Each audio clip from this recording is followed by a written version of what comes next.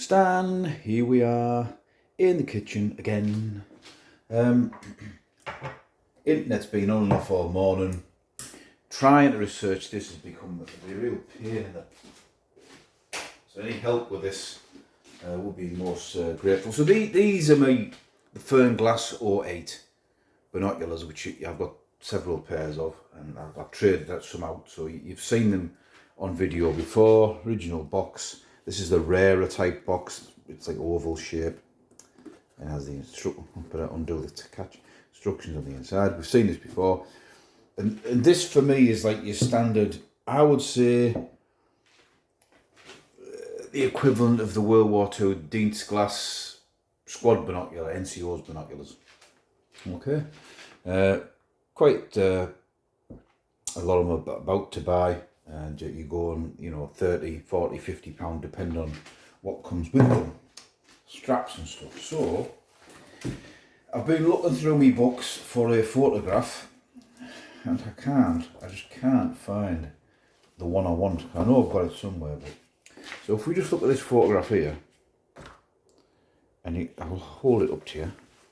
It's better if I take the pen out of my mouth. See this machine gun there. It looks like Heinz Guderian in the background. Maybe it is. So you see that there? You probably can't. Is it better like that? It does look like it's got a focusing knob in the... I'm rocking that camera now. In the middle. So slightly different than them ones. What I think they are, what I think it is, and I say I didn't have a more clear photograph, is a pair of these, which I've just bought. Now, forget about the case. It's a made in England. Just someone's bunged them in a case. That can just go to one side. These are what I believe to be World War One. I'll say officers' binoculars. Now, I don't know about you when you're researching online and you type in something like it, just comes up with what's on for sale for eBay.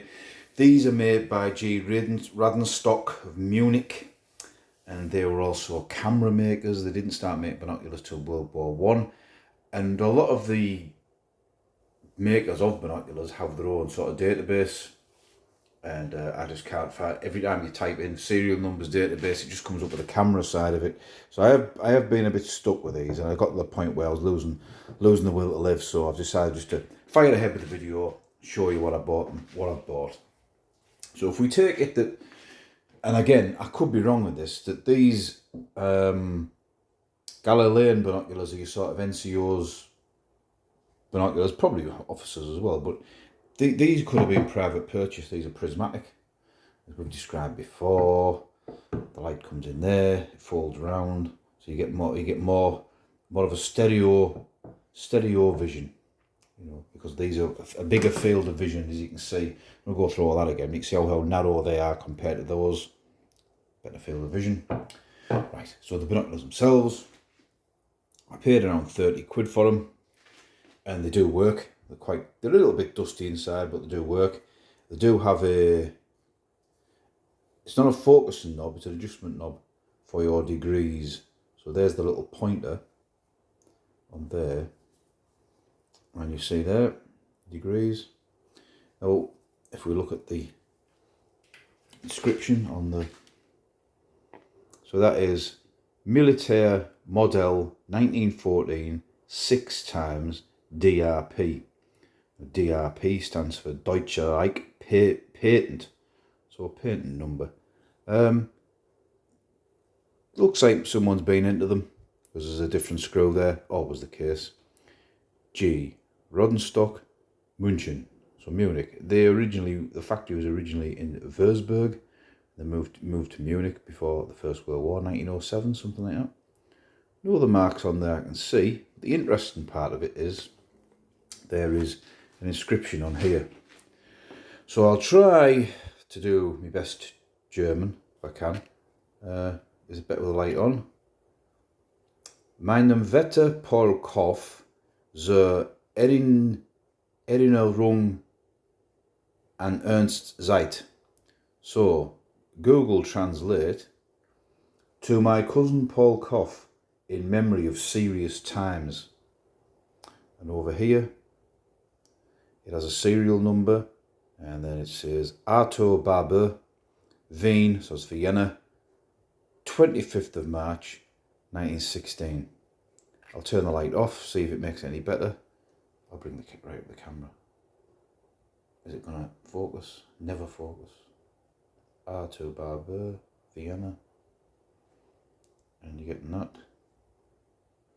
So that serial number there, I'm presuming, is the binocular serial number rather than an army or military serial number. Could be wrong.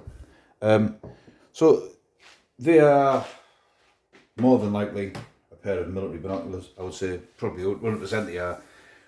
Quite whether the inscription is to someone serving in the army or I'm unsure. Obviously, I'm never going to be able to. I have typed the name in Arto Barber and Paul Koff, nothing comes up.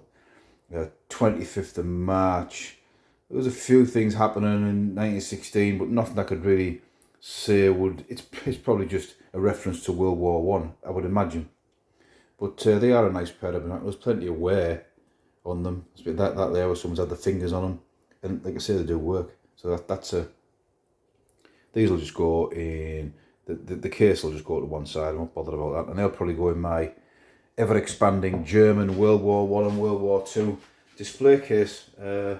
Yeah, I'm pleased with them. They were just over 30 quid, and I had been watching them on eBay for ages and ages and ages, and I thought to myself, I've got to get them.